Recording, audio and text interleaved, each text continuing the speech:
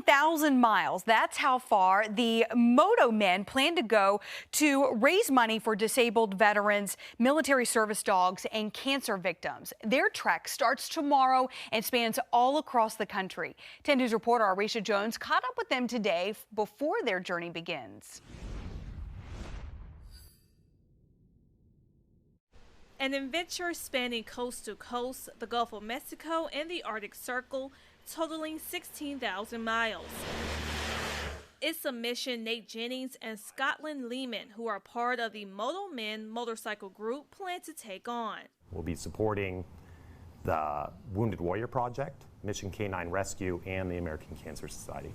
Jennings served in the United States Marine Corps, so the Wounded Warrior Project is dear to his heart. Because I've got to serve with individuals that benefit from that program, Wounded Warrior Project, and I can see the direct effect that they have in working with some of the counselors that I know that work for them. The trip started as an idea to inspire themselves. He wanted to go out to Alaska, and he started thinking, why don't we do it for a cause? And Nate and I got together. He invited me on the trip.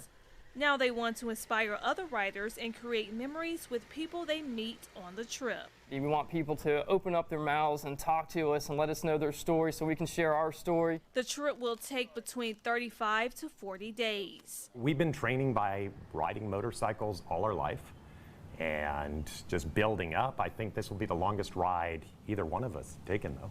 The Moto Men will leave from the Roanoke Star at 7 Saturday morning with the goal of raising $10,000 for each organization. In Roanoke, Arisha Jones, 10 News, working for you.